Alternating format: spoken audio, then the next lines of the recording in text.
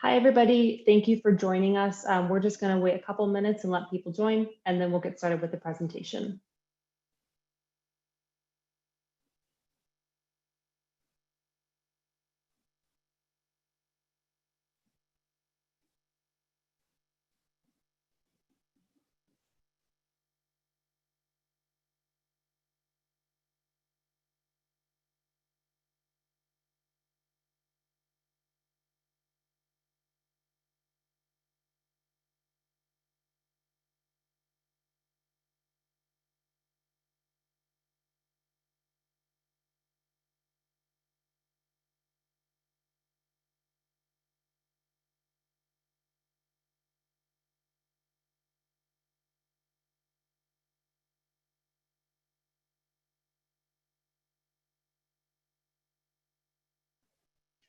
All right, we're going to go ahead and get started.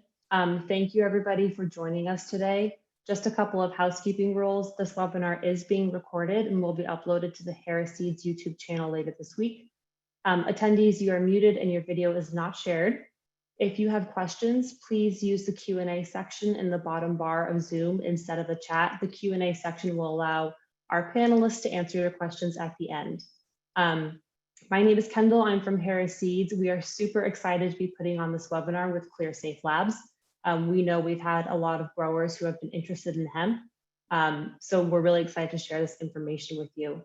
If you haven't already, take a minute to take the poll on your screen and we'll share those results in just a minute.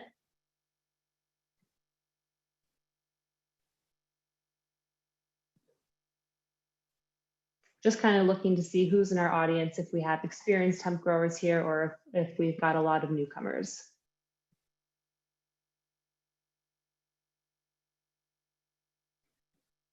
And it looks like 79% have never grown hemp before and 21% have grown a little bit. So you guys are in the right place. I think this will be great information for you.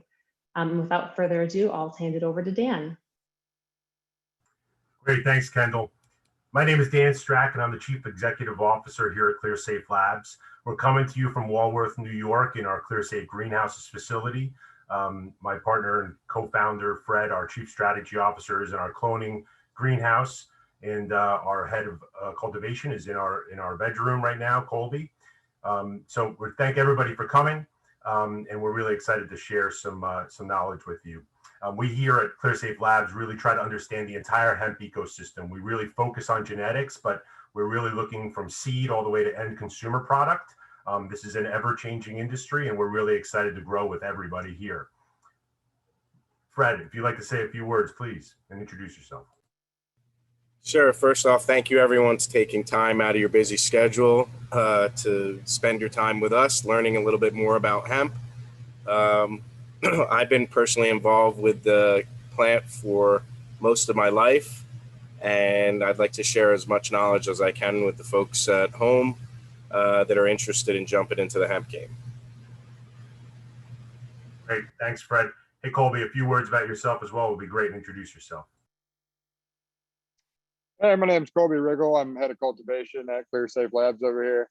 I've been working with this plant somewhere around 20 years at this point, and we're all very passionate about teaching other people what you need to know to avoid a lot of the pitfalls in this industry. Like everybody said, thank you for sharing your time with us today, and I hope everybody gets a lot out of it. Great. Thanks, Colby. So the natural place to start here is on the first slide, actually, which is the one I skipped over. So the natural place to start here is really on genetics. That's really where our core focus is, and it's really important for folks to understand that this is a really important decision, as bad genetics will make a good farmer look bad, and good genetics will make a bad farmer look amazing. So it's important to choose your partners and your genetics wisely. So Fred, why don't you walk us through kind of some of the really important things that people should be thinking about when they go for genetic selection? I think first and foremost, it's about what you're planning on producing. What's your end product, your end game, and you know it also depends on the environment that you're choosing to grow in. Are you growing in a greenhouse? Are you growing indoors? Are you growing as a crop in a field? So outside of that, you know, you're gonna need to know that who you're dealing with is the right person. But you need to know first off, are you in a hot or dry climate? Are you in a more of a humid, wet climate? You know, these are decisions. These are important in your decision making. So you also have, relative to your area, are the genetics that you're selecting, are they resilient to some of the environmental negatives as far as pests or disease, or things like powdery mildew and mold? So these are all very important in making your selection. And then, as always, you're going to hear this. It's about scale. What scale are you planning on doing? Yeah, thanks, Fred. And on that, Colby, maybe talk a little bit about that scale and how important the end product in your decision making and having a plan is in this process. Yeah, absolutely. So with this plant, at this point in time, you have 3 or 4 main methods and end products that people are going for. Obviously, you have the flower itself and the cannabinoids that everybody's excited about. They're opening big processing labs to extract all this stuff. You also have seed and fiber, which is a totally different method, a totally different, result and experience altogether. What determines which method you're going for or which variety of hemp you want to grow. At this point, there's not a huge, push in either direction. There's not a lot of processing in the US. It's growing, the infrastructure is growing. But as of now, it's mostly preference and what you want to learn how to do. Do you want an automated process? You can use your tractor, or do you want something that's going to require a lot of labor and human resources as well? Great, thanks. Once we've sort of, gotten our heads around sort of, which genetics we're looking for, and at least identifying, what our area can handle, where do you get them and who you're dealing with? It's really important for folks to realize that, there are a lot of us who have spent some time in this industry, and others who have spent a lot of time. But there are really very few real experts in this hemp space specifically because of the prohibition. So it's a new and evolving business, certainly. So, Fred, maybe hit on some of the important parts to think about when you're finding that genetics partner. Well, once you've kind of realized what end product you're going for, and some of the geographic considerations that you have for your grow, the next thing is you have to find the right provider of these genetics. So, first thing you want to know is, are they producing their genetics in a similar climate to where you're planning on growing? So if you're buying seeds in a humid, cool environment, but you're getting your genetics from someone who's produced them in an arid, dry climate, chances are your plants aren't going to do as well as they could. Some of these providers aren't going to even give you that information. So going into, are they reputable? A telltale sign that someone's not a reputable supplier is they don't give a physical address as to where they reside. And there's a lot of these online guys that are saying they provide amazing genetics, making claims that are sometimes hard to even believe, but they're asking you to go through an online portal where you never actually get to find out where they're coming from. So when you find the right producer, you also want to find out, what are the benefits of going with these folks? What are the guarantees they offer? Are they toting that they have high germination rates? Are they saying that, making statements about the quality and the yield from this particular genetics? And do they provide you any guidance or customer service? So, and the last thing is, what happens when things don't go according to plan? For example, when we give out seeds to folks, if the germination is under what we expect, although there's many reasons that could happen, we generally try to help these farmers out by, let's say the germination rate is 75%. we're probably going to either send them 25% in seeds, or better yet, so they don't lose time, we're going to send them 25% in seed starts so they don't lose time, or we can do the best we can to mitigate the time loss and give that customer 100% of what their expectations had been when they laid out their hard-earned dollars. That's great. Thanks, Fred. It's important. Customer service is obviously super important in all of this, as everyone is learning on the fly in many cases. Again, Fred mentioned it, scale, scale, scale. It's such an important topic, and it's in so many ways. And so Colby, maybe walk us through, some of the really important factors when you think about growing this crop in large scale. And I'll mention the virtual background behind me is one of our partner farms in Rush, New York. So this is both our Stout and Super Haze strains behind us. So, we grew about 10 acres there last season. And, that's very different from 1 acre, which is very different from 100 acres. So kind of walk us through that thought process, Colby. Yeah, absolutely. So again, like while this is a young industry and really everybody's still learning, what scale is and what the proper scale is. I think for the individual, what's important is really reaching out and seeing what relationships and what exists around you to help you downstream from harvest. Who are the buyers, who are the processors, stuff like that. That's a quick way to start determining like what you want to grow, how you want to grow it. With the varying methods you have, what you're typically seeing in the US right now are individual plants taken a lot of care of, taking good care for the flowers and trying to harvest as much of the cannabinoids as possible out of that hemp. You also have at the same time seed and fiber operations that look completely different. You might not even recognize it if you were to drive by it. It looks like a bamboo forest. It's 16-foot tall stalks, and the entire processing is automated. We expect in the future that this will be a lot more popular in the US than it is now. It's another infrastructure problem where we don't have the best currently existing processing at scale. So we could grow a lot more than we could ever process in this way right now. For the other style, it's not, uncommon to see 1,000 or 1,600 plants per acre. For seed and fiber, you would plant about 400,000 seeds in an acre. So they're very different methods. They require, hugely different amounts of food and effort and water and everything. Most people are between an acre and 10 acres. Some of the bigger farms are 1,000 acres right now, growing for oil production and flour.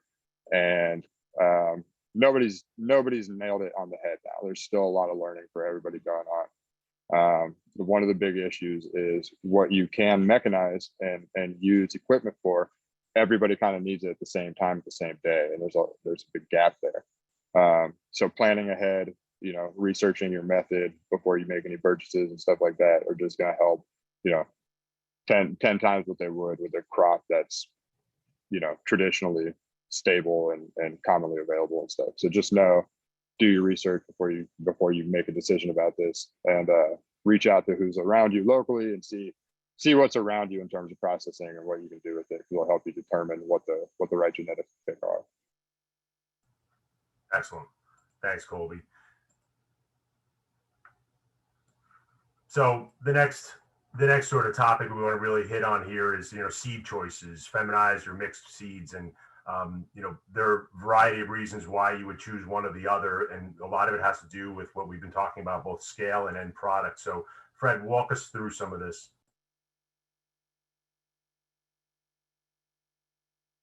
Unmute yourself, Fred. There you go. I just caught that. So when you're making your selection of seeds, you have to decide whether you want feminized or regular seeds.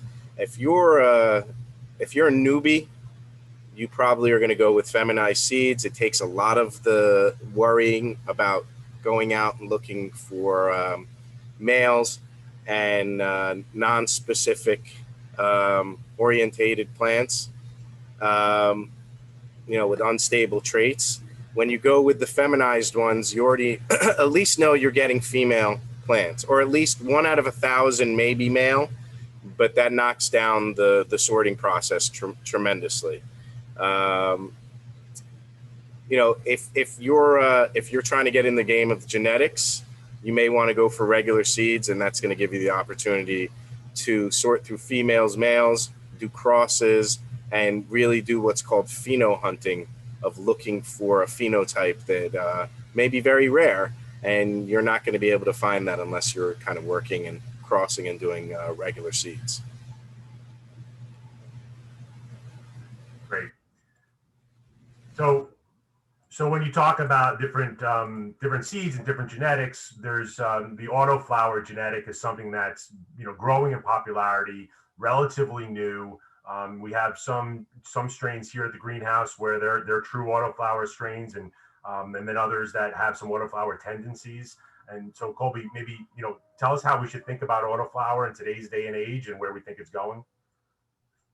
Yeah, so autoflowers are exciting. They've basically taken a new species of cannabis and crossed it with the more traditional CBD rich varieties. The genetics at this point are in development. I wouldn't say they're the best choice for somebody who doesn't want to spend a lot of time scanning and searching, verifying your genetics. The vendors for these autoflowers are harder to sort through, in my opinion, as well. I enjoy growing them and running them, but I couldn't recommend them commercially without like the big, huge caveat that these genetics are in development and they'll be better soon. And the people who build the system to grow them will reap the benefit, but I wouldn't say they're, a plug and play beginner's item as of right now. The advantage, though, is that if and when they do get the autoflower genetics dialed down, in certain areas of the country, you're going to get as many as 3 crops a year. For up on the northern hemisphere in New York, you can definitely pull off 2 harvests a year outdoors, and so that is tempting. But we're going to end by saying that we don't feel that the genetics in autoflower are proven themselves out to be worry-free at this point. So obviously one of the most popular and easily monetizable end products is flower, is the hemp flower. So there's a number of things that you need to keep in mind when you're growing for flower, and a number of things that people are looking for in flower. So, I know Colby and Fred both have a lot of expertise in this area. So I'm going to give them both a little bit of a shot here. But Colby, why don't you tell us a little bit about, how people should think about it from that being their primary crop. You're growing for flower specifically. Yeah, so this is what a lot of this industry is derived from. This is what a lot of us started doing. So we have a lot more experience growing for this flower than say cedar fiber or even oil. That's also downstream from the flower. So some of the more important characteristics as a grower that you're worried about are the density of the flower. That has a huge effect on your likelihood to lose a lot more to mold or pests. Structure, they go from very tight to very airy, and if you're growing this to be a downstream product, something that's not just the flower in a package, you have a lot more tolerance with those things. But if you're talking about marketable flower, you're really playing a game between the density that you want for the market and the density that will cause you problems in the field. Beyond that, there's a number of popular terpene profiles, flavors, and smells that people are looking for and paying more for. A lot of those are in high demand, so a lot of it's about what you can actually access in that direction. There's always like a hype behind names. There's a superficial market that exists, sort of beyond the quality of the product, that is just, the branding and the names. That's important to know about and check in on from time to time. You don't have to run your business by them or anything, but it's very important to know that that's driving a lot of the demand and forecasting a lot of wise business decisions to be tuned into that kind of stuff. And the very big important thing is you've got to be able to pass all this rigorous testing that they're requiring: molds, pesticides, heavy metals. These are all things that you might be able to use a lot of traditional products in a conventional crop, but hemp is being limited from using these methods. So we have to be very careful, really limit contamination as much as possible, and always be keeping in mind that you have a limited toolbox when it comes to your normal problems. Great. Yeah, Fred. So, we talk a lot about, the flower end product, and, there's a certainly a smokable market, there's a food product market, and sort of, my favorite tool is sort of the rosin press. And so, maybe walk us through a little bit of the most important part of the process is, the drying and curing, and, there's a lot more to it than just growing it, right? Right. In fact, growing it is fairly easy compared to harvesting it, drying it, and curing it. A lot of people don't know the distinction between drying and curing, but you need to learn that if you want to be a successful flower sales person. And it's all about the preparation and that end product. Trimming is a major factor in that. I advise everybody whether you do small scale or large scale, that you should invest into some level of industrial trimming machines. There are a few that we recommend. We can talk about that on a side chat, but it's very important, and also in your decision of scale. If you're trying to do a large scale flower business, it's very labor intensive.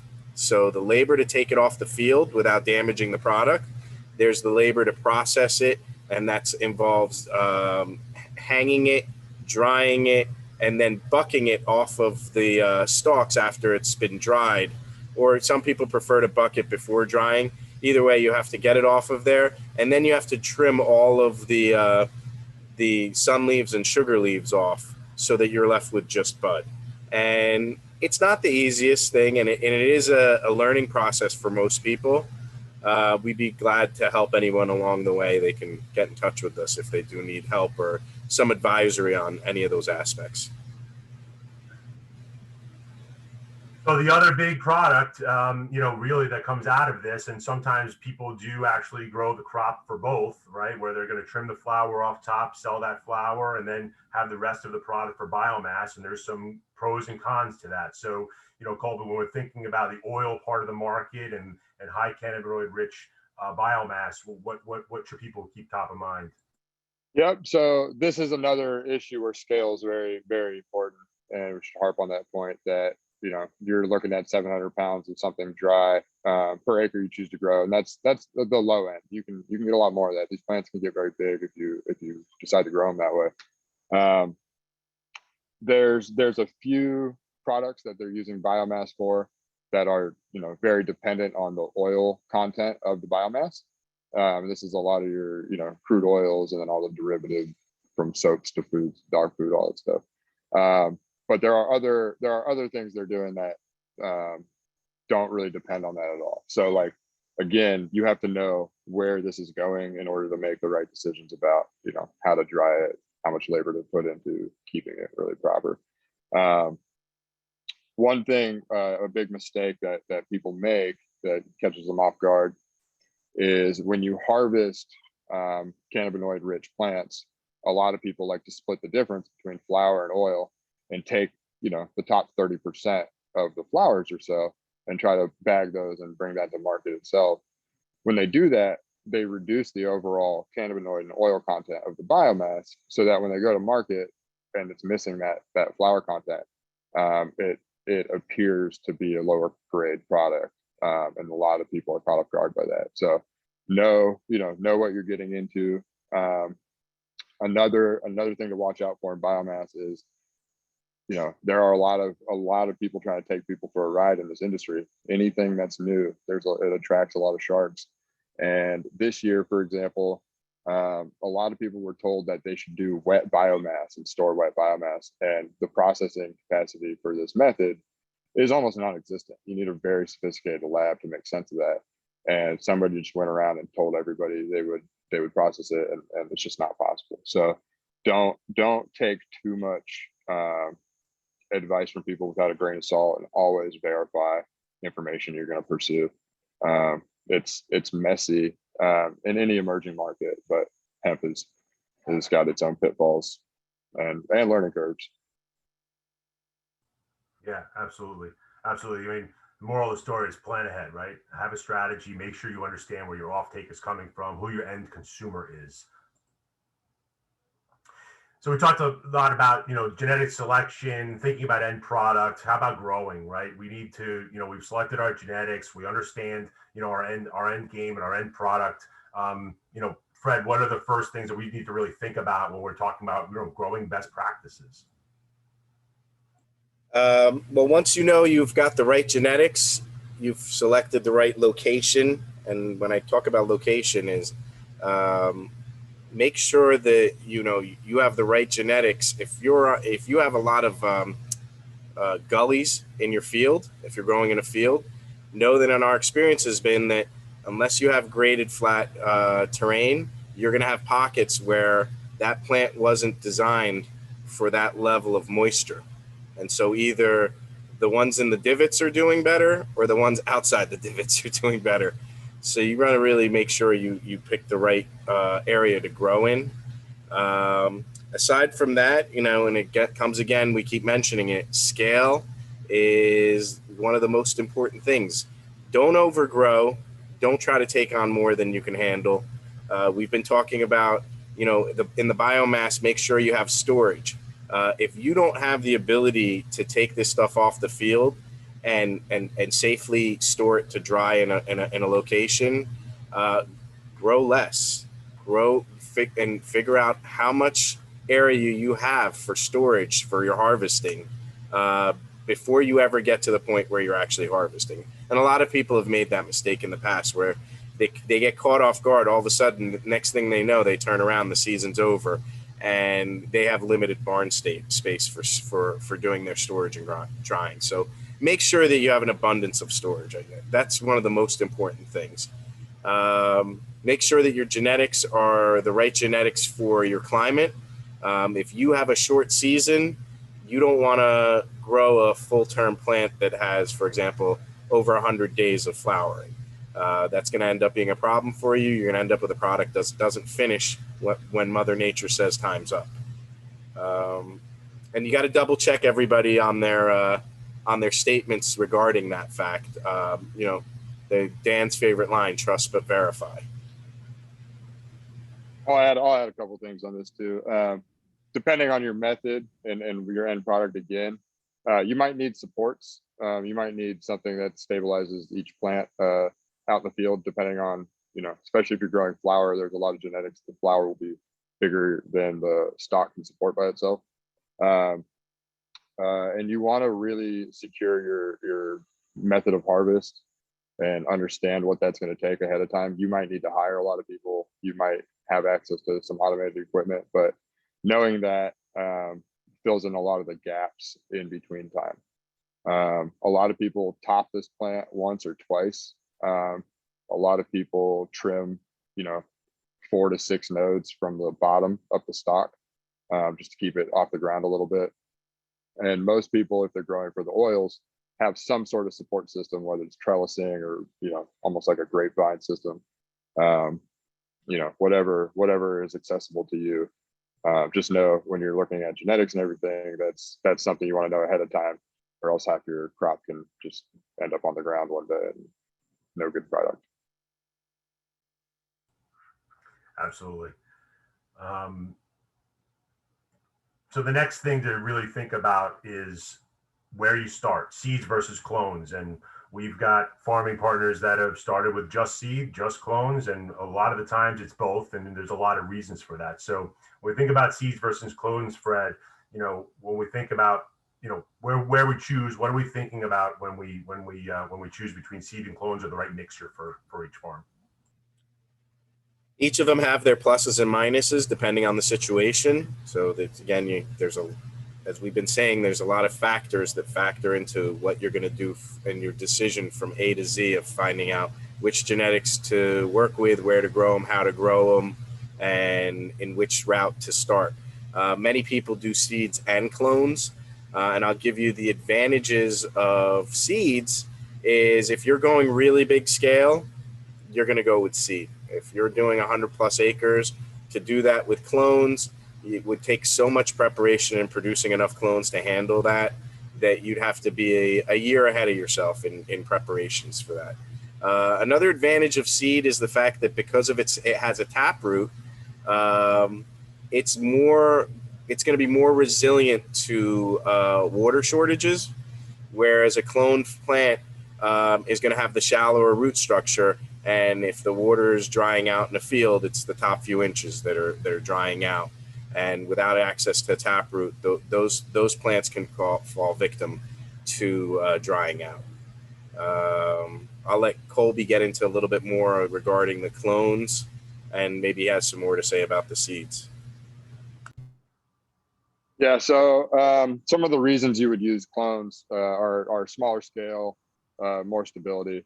If you have cropped a couple times before and you've made selections as far as the plants that thrive in your environment or that you prefer, maybe you can produce 1,000 clones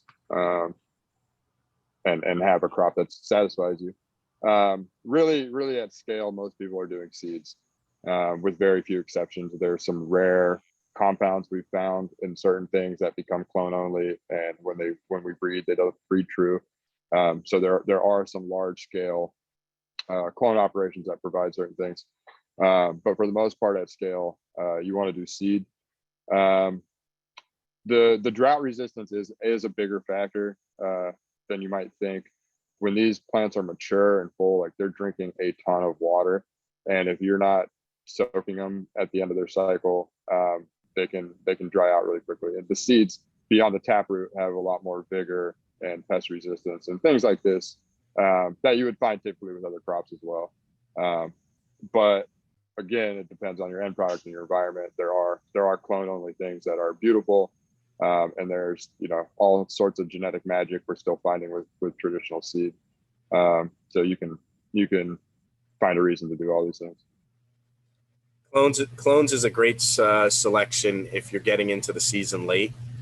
But as Colby said with that taproot, we have a farming partner here in New York. They never watered last year. They grew a crop, never watered it, and of course they went with a seed crop.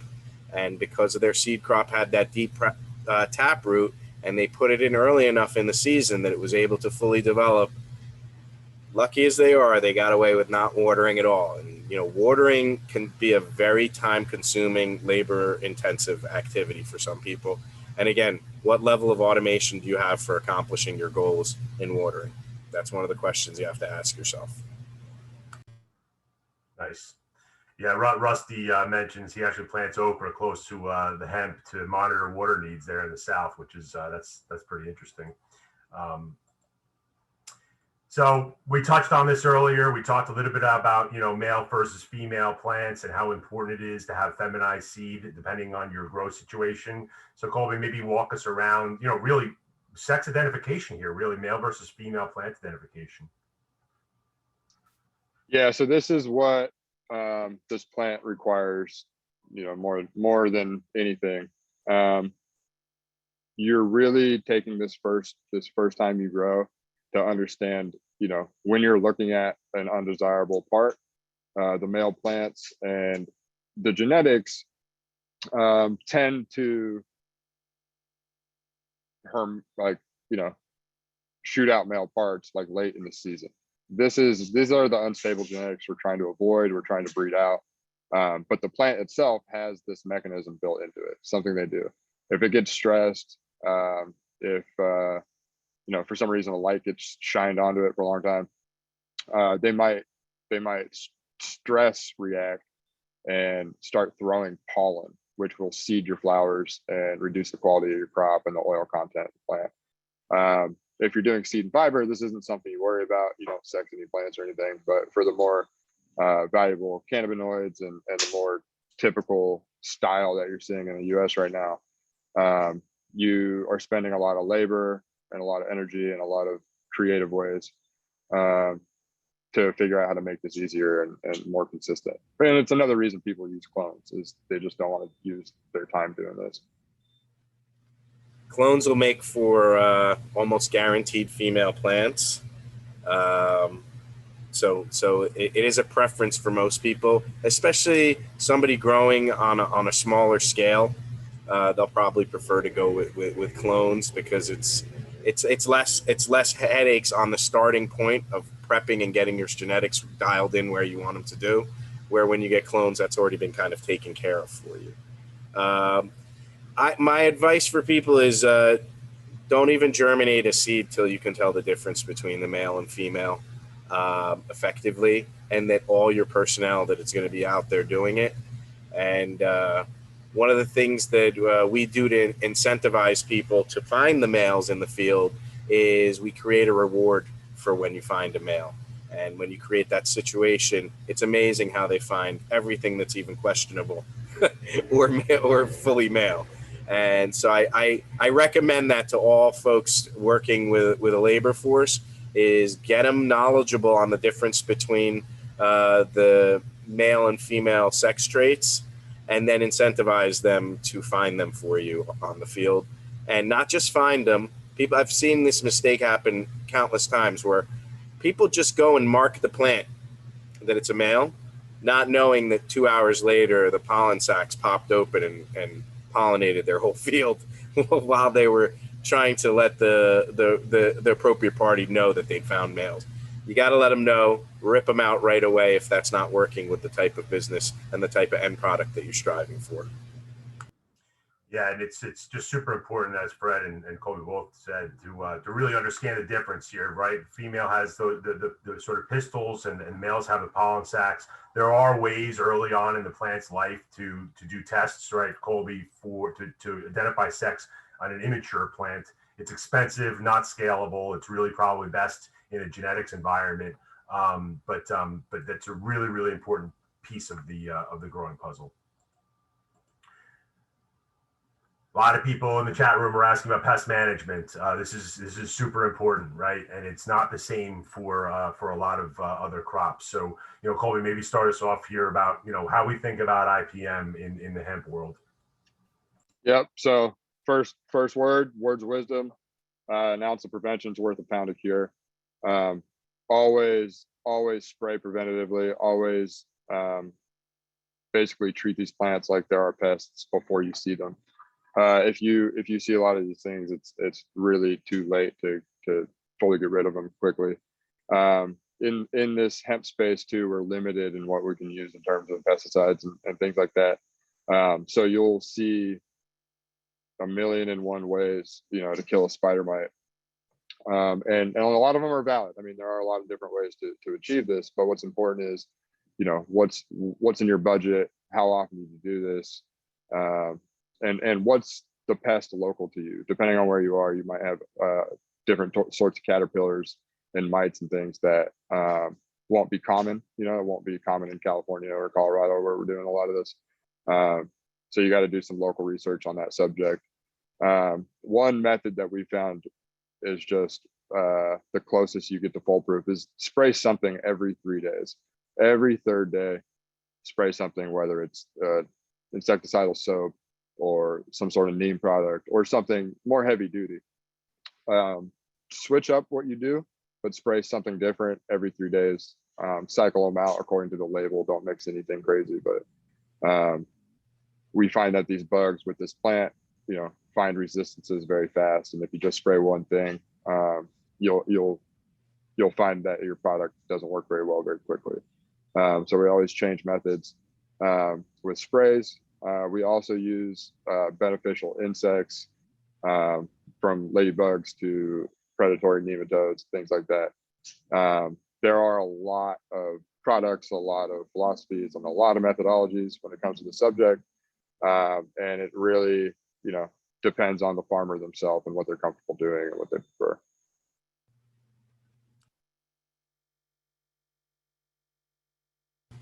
Make sure that you're able to use misting capability or an atomizer if that's possible.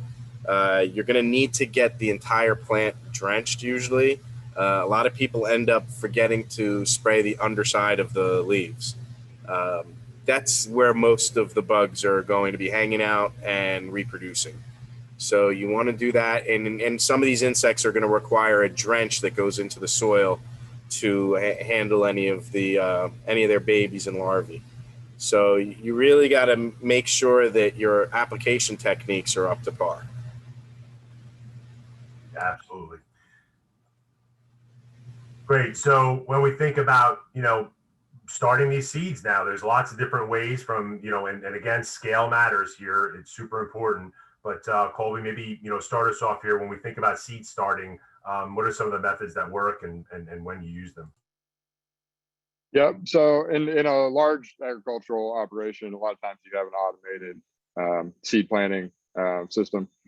If you're not quite at that level, a lot of people like to pre-soak cannabis seeds. They tend to have a hard outer shell, and soaking goes a long way because sterility is very important. We add a little bit of xylitol or hydrogen peroxide to our mixture, and let it soak, between 2 and 3 days. At some point in there, you'll see what you want to see and what's healthy. We like to use actually heat mats from Harris. We're huge fans of. We have a lot of heated benches in this greenhouse, but we had a problem one day. They weren't working, and Harris provided us some really nice seed mats, and we've now favored them. We try to start all of our flats, in that section where we have these seed mats because they work incredibly well. We like to use heating under table heating for the first 3 days, especially when planting seeds. So if you're in a mechanized system, the first 3 days after they come out, we'd have them on a heated bench with a humidity dome that we don't really crack open unless to get more moisture in there for some reason. For the first 3 days. After that, we add a little more air to the system. You can lift a side of the humidity dome off and just let them breathe a little bit, or you can remove it fully. This can vary on genetics or your system a lot. And then we keep them heated for the first week after that as well. So a week to 10 days, they stay on some heating and they get a really strong start. Then we start dampening them off, introducing them to cold. They get a little shocked, and we pick the winners. Just adding to what Colby said, it's very important to keep the roots warm. Not only does it promote the root growth, but lack of a steady warm temperature or fluctuations in temperature that can drop as low as 55 degrees and lower will shock the plant, and it'll damage the rooting system.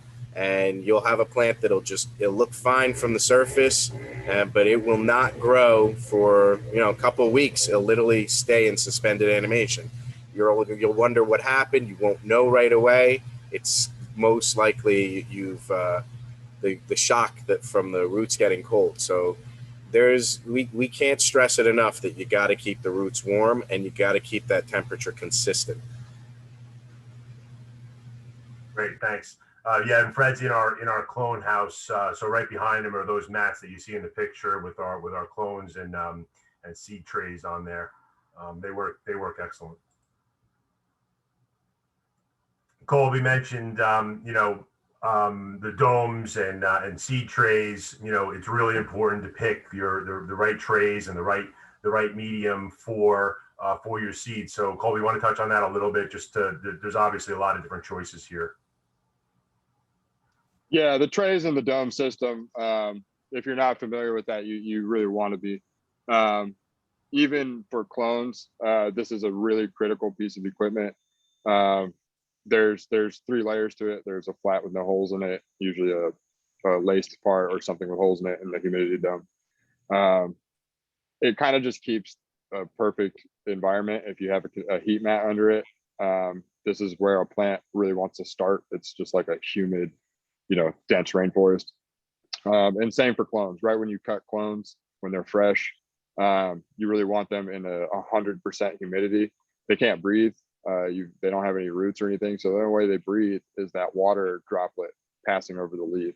So a very humid box constantly kind of reigning in there, is the way you'll get 99% success versus 30% with a lot of clones. They're tried and true method. Like, you really can't beat the humidity dome and tray system. You need them for any agricultural process, in my opinion. Great. We got some new toys, recently, and we're looking at one of them here, clone machines. So I know Colby, you're a big fan of these, and Fred, you are as well. When are people using this? And it's a great thing for us here in the greenhouse, but is it for everybody? Yeah. So this is in the picture. This is an easy clone, and I've literally used this product since the day they came out. So I'm a big fan of it. They help if you are going through the labor of genetics, if you need to take many different cuts and keep them separated and labeled and develop healthy roots and healthy plants as fast as possible for replication. We use these just as a safety mechanism more than anything. They're very foolproof if you're dependent on this operation. They're hard to scale, like beyond 3 or 4 of those machines. It's a lot of operation. You're probably better off building something custom that does the same process. But for smaller operations or for very, very specific genetic testing and replication at a smaller scale, a smaller part of the process earlier on, I have these in my rooms all the time, every nursery I've ever worked in, for sure. Great. Fred, you want to talk to us a little bit about soil? I mean, we make our own soil here at ClearSafe Greenhouses, and it depends on the time of year or what we actually have in it. So, but there's a really important process that you need to go through to understand where you're starting and where you're ending and what those mediums are for that plant. So walk us through. Sure. When you're starting the plant at a young age, you want to do everything you can to create a sterile environment. As such, we like to work with rock wool. Some people like to work with Jiffy plugs and other substrates, and then there's traditional folks that like to work with soil. One of the issues with soil is because it's a natural product. It's literally going to have a lot of the things that are going to cause issues with your young plant. So there's a lot of soil-borne bacterias that are present that are detrimental to the plant at its early stage. And so we do everything we can to maintain a sterile environment. Plus, rock wool is great because you can take your rock wool cube once the clone is rooted and put it literally into everything without any kind of issues. I'm going to let Colby get into more of the issues, pluses and minuses with rock wool and some of the other substrates that you have the options to use. Yep. So rock wool is another just amazing product. It's almost ideal for plants, for rooting and for growing. Keeps a sterile environment. If you're comfortable using rock salts and sort of nutrients are typical for hydroponics, you can get a long way with rock wool. One of the drawbacks that the industry is having a problem squaring is there's nothing to do with the rock wool after the fact. Dirt we can always compost and reuse and treat. But the rock wool really has no purpose after you use it one time. So in a facility like ours, we would create truckloads and truckloads of this rock wool waste every time we pull plants down. We use them for the cuttings. We use about an inch by an inch, and even then, like, you produce a considerable amount of waste, but we're comfortable making that much. Soil has, obviously a lot of benefits. If you're a typical agriculture person, you're probably familiar, at least somewhat, with, a process of a very healthy soil where you just need to use, well water or something to feed your plant versus something that's soilless and you need to provide all the nutrients and ions the plant's going to feed on. It's really personal preference is what it comes down to. And a lot of people prefer organic farming and like using soil and it does make an incredible product at the end of the day. But if you're getting, commercially invested to the point where you need to mitigate every risk possible, you're probably looking at rock wool or a cocoa that is virtually designed to act like rock wool. As another point to add about soil, We use high-end soils, and then we mix in the amendments to even that high-end soil. You want to make sure that you're using a quality soil, because that literally will make the difference between really nice, healthy plants and decrepit, undergrown plants. One important thing that many people are not aware of, and those that have grown hemp in the past have realized, that if you're growing hemp into the ground and your soil is not enriched enough, your plants and the product, the flower, is going to taste like hay and smell like hay and have a lot of that unappealing aroma for flower. It's because you had less than the optimal soil that it was growing. So folks that know that they've grown in pots with soil have noticed a tremendous difference in the terpene profiles and cannabinoid profiles in their end product. So keep in mind, if you're not using the right soil and you're going cheap on the soil, know that you're probably going to result in you just went cheap with your end product. Keep that in mind. Great. Obviously, a super important part of growing is light, and if you're not using Mother Nature in this, you're going to need to have a grow light system indoors or greenhouse. So, Colby, maybe talk to us a little bit about light cycles, why they're important, and then some of the types of lights that we utilize both here in the greenhouses and what other folks would be using. Yep. So depending on what point of the cycle the plant's in, you would change the entire light bulb and light system if you had complete control over the environment. When the plants are young, they can tolerate 24-hour light, a minimum of 18 hours. That will keep it in the vegetative state. You can grow the plant to any size, any shape, any direction, as long as it's in that vegetative state under that much light per day. The second the light cycle drops to 12 hours or under 16, the plant triggers its flower cycle. It will do one last instance of growth that will grow a quarter or a third of its size. It will stop growing up and it will start producing flowers in that section that it just grew. That's really where your lighting technology is in development. The most classic, the most typical system is a super high pressure sodium bulb that provides a full spectrum and grows giant flowers. It's almost too much. Some of the newer LED systems are incredibly advanced. As of the last 2 years or so, they've really been able to pinpoint horticultural lighting to a degree that is brand new to the industry. It's really changing the arithmetic on these entire operations. One of the interesting things that they've done is build in a sunset and sunrise cycle, where you slowly introduce some of these spectrums and wavelengths of light to mimic sunrise and sunset, and it has a profound effect on the plants. It's actually amazing to see things like that. So we're learning a lot, and the technology is still developing. Because of that, you need to be careful about investing in these things right now. Over the last couple of years, people have done entire build outs, and by the time they've got everything up and running, their lighting system's basically obsolete, and they have to consider rebuilding one more time. Requires a lot of research. A lot of the companies in that space are in dire competition, so they're very happy to tell you whatever you want and really lay it out for you, the science of it. And it's really interesting, and it's brand new technology that's going to affect all horticulture, all agriculture. So if you're not going down that rabbit hole yet, you should. You really should. We use metal halide lights for vegetative state. They're a lot cheaper. They're under, I think they're 400 watts, and they only produce a blue spectrum that is perfect for vegetative state. They're pretty much worthless for the next cycle, which is the blooming.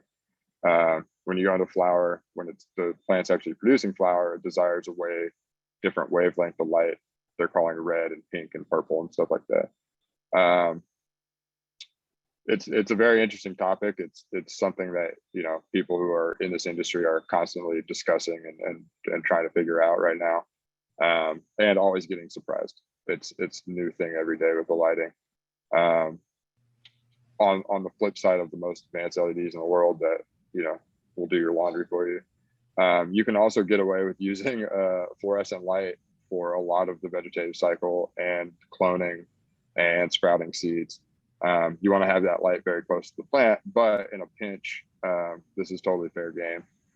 Another caveat is that when your plants are in a greenhouse situation and it's full sun, it's the right time of year and everything. These lights aren't actually feeding the plants. They're just triggering them and letting them know that there's still light out in the day so they don't go to sleep too early. And so you don't really need high wattage and powerful amperage as if you were growing indoor. You will see that a lot because that's the equipment all the people in this industry are familiar with, and it's commonly available every day. But you don't need to go that heavy with those things for the plant's sake. If they're available, it's better than nothing, but you can save a lot of cost using smart lighting. The last little tidbit is you want to make sure that you have enough light. If you're doing an indoor environment, you're 100% dependent on that light. So if you see your plants are starting to get lanky looking, or the distance between nodes is increasing, it means your plants are stretching and they're searching for light. They're not getting enough. A clear indication that you're giving your plant enough light is you're going to have a more short and compact plant. It means it's very happy and it's getting just the amount of light it needs. Great. Okay, regulatory update. So, we've talked about, growing, we've talked about gene selection. It really matters, the rules and regulations, and part of that genetic selection is making sure you're getting a compliant strain. So, growing practice matters too, right? And your environment's going to matter about how the plant reacts. So, we're not going to deep dive into regulatory here, but in New York State, it's expected the bill for adult use to be signed at any moment. We've been working closely with the NYC GPA here in New York, and we've been very involved in the overall industry. And adult use is absolutely imminent. Why does this impact hemp? Well, right now, the rules, the differentiation between hemp and cannabis or marijuana is this 0.3% THC rule. And they're the same group, the NASDA, who recently lobbied and won, got the 0.5 to 1% negligence rule. So if you grew hemp more than 0.5% THC, it's considered negligence. This rule now changed it to 1%. That doesn't mean you can grow 0.5%. It just means that you won't get a violation. You won't get fined. It won't impact your record. So this is important. The adult use piece is important because the NASDA is lobbying continuously, and they have they're quite influential to lobby to get that 1% rule passed. And why does that matter? It opens up more strain variety to us. It allows us, and 1% THC is not a lot of THC. So you're not talking about a dramatic drug problem or something. But what we are talking about is something that allows more variety of product, more variety of strains, and quite frankly, better end product. So really important stuff to stay on top of. And there's going to be the MRTA versus the CRTA, which is the original sort of bills and proposals. It looks like this, if you read the MRTA at all, it looks like this is about 95% MRTA. The bills are not signed yet, so everything is subject to change. But we can talk about this. It looks like hemp flower ban in New York State is going to be lifted with MRTA. Again, we'll wait to see what the bill says, but we can talk to folks if people want to go line item by line item. We can go through that exercise with some folks too. So certainly reach out to us. So here we are. We thank you for sticking with us here. So we can go into a little bit of Q&A. We've got a bunch of questions coming into the chat room and our questions and answer box. So that's great. We appreciate that. So I'll lob some of these questions out to the guys here. So Colby, when you think about growing for fiber and grain, do you get better quality fiber from a male or a female plant? Does this matter? So no, in that method, you just do sown seed. You literally put 400,000 seeds down on the ground, and males and females pop up. For seed, obviously, you need both.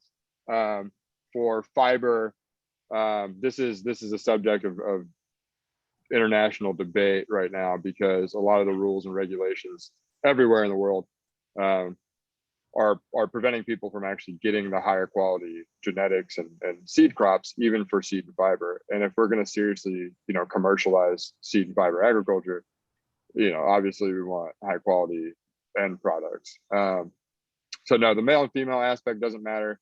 Mostly what determines those varieties, like what you should grow, are how much you want to water it, what size you're doing, and if the seed part you're going to want to do for food or to expel oil out of. Those are the big determining factors for the seed and fiber right now. Great, thank you. Fred, one of the questions that came up here is, some interest in people talking about bringing product to wholesale or co-op or to market. Maybe touch on that a little bit in the sense of, end product into wholesale, and what people should be thinking about. All right. Well, end product as it relates to a flower crop. Many farmers are going to opt to give it to a wholesaler who's in the business and has the relationship with the necessary brokers and distributors to get it out to all the end users via the CBD and smoke shops. If you're talking about biomass, there's some people that could, because they've done enough crops over the years as farmers that feel comfortable with marketing their own biomass out there.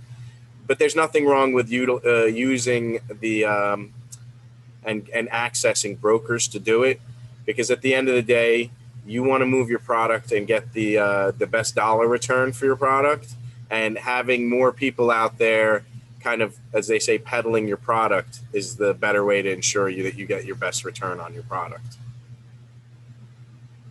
Great. Colby, when you think about what the question is, do you have general guidelines for the manpower or time needed to properly maintain, plant, harvest an acre of hemp for oil and or fiber? Like, what's the general rule? Yeah, unfortunately, this is really hard to standardize. It has a lot to do with the size of the plants and the style of your field, how far it is from your house even. But for an acre, it's typical to see 4 or 5 people work on the same field all year.